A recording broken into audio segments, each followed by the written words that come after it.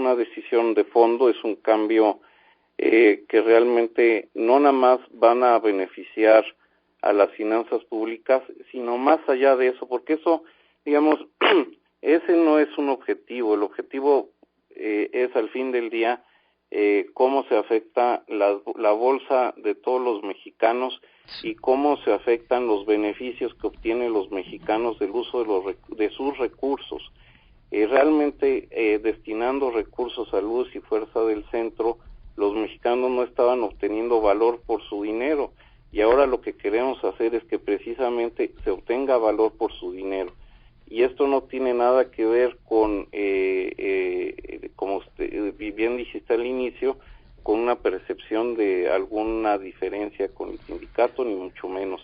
Regresamos a platicar con el doctor Agustín Carstens, secretario de Hacienda y Crédito Público. Palabras más, palabras menos. Es tan trascendental la decisión del señor presidente de la República de ordenar la liquidación de la Compañía de Luz y Fuerza del Centro, que cambia todo el panorama de ingresos y egresos para el 2010, independientemente de que por el precio promedio del petróleo, como decía el señor secretario de Hacienda, alcanza para liquidar a 44,000 trabajadores, que sería más o menos 20,000 millones de pesos contra 300,000 millones que se tendrían que erogar exclusivamente en lo que resta de la administración del presidente Calderón.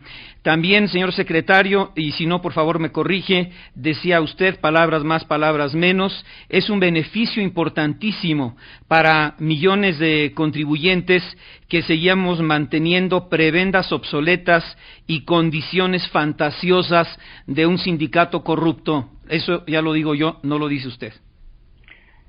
Sí, bueno, más que, digamos, más allá del costo del contrato colectivo de trabajo, el punto más importante, y esto lo subrayo, es de que con esto se eliminan 25,000 millones de pesos de pérdidas que año con año tenía la compañía Luz y Fuerza por pura ineficiencia, ¿no? Esos eran recursos que desaparecían, ¿no? Hay, por ejemplo, el comentario de que la empresa no recibía recursos para inversión.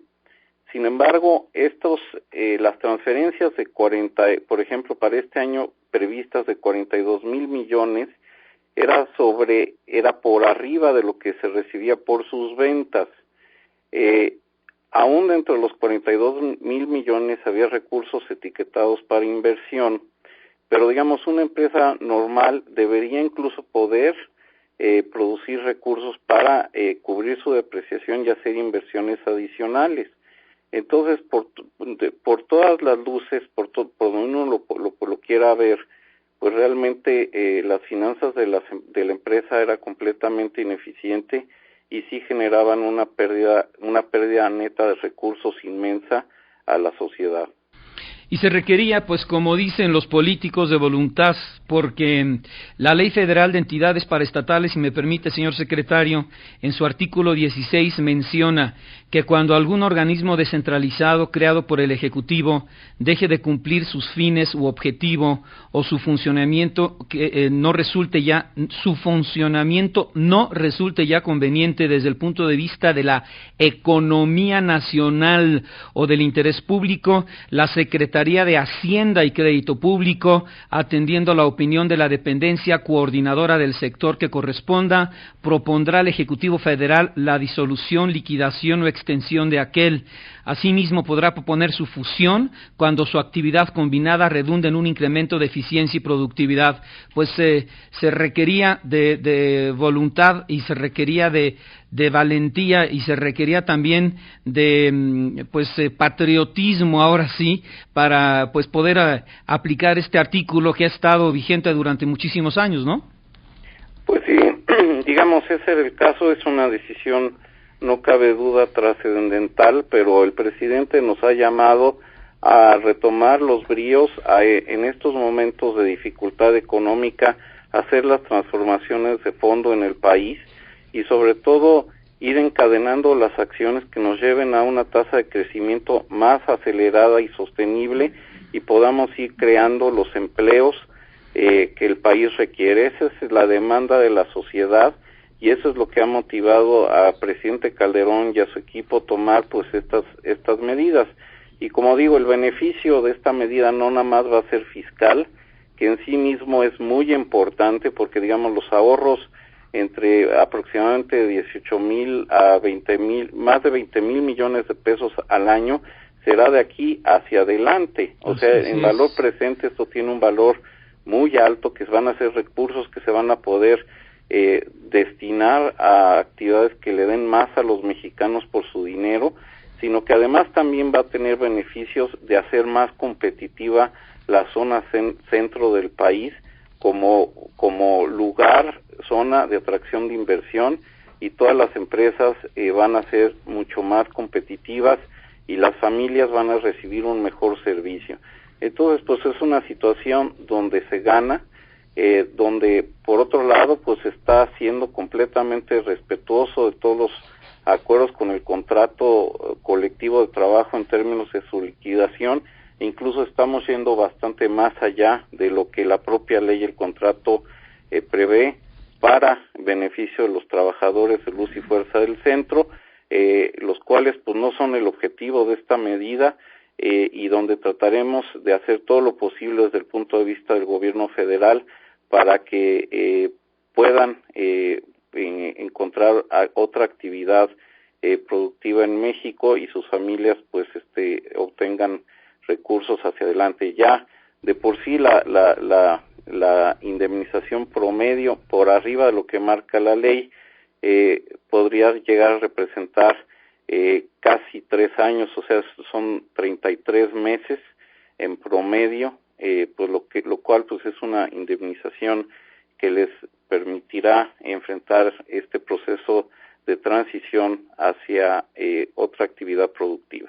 Entonces podríamos ahorrarnos un puntito o dos, yo no sé si en esta propuesta del ISR del 28 al 30, del 2% en alimentos y medicinas, excluyendo los que integran la canasta básica, o del IVA generalizado del 15 al 17%, señor secretario. Como digo, esa es una alternativa, ¿no? Ahí el Congreso tendrá que decidir si quiere emplear este ahorro. Pero se abre la posibilidad, que es muy importante, ¿no? Definitivamente. Y por último, señor secretario, y gracias por su tiempo siempre y disposición, es importantísimo también señalar que nadie ni nunca, y después de esta decisión histórica del señor presidente de la República, pretende privatizar la empresa. Eso es clarísimo, no tiene ninguna intención. De hecho, como bien establece el decreto del presidente, el servicio continuará siendo otorgado por la CFE, de acuerdo a lo que marca la Constitución y la propia ley del servicio eléctrico.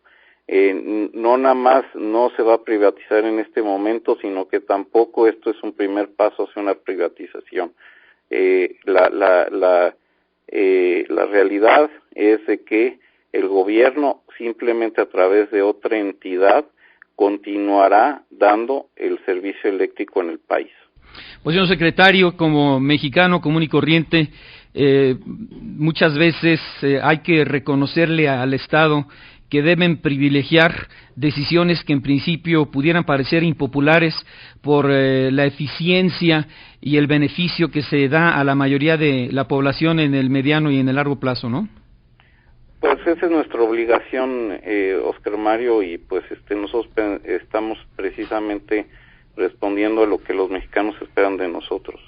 Señor secretario, le envío un saludo muy cordial y respetuoso y le aprecio muchísimo siempre su disposición.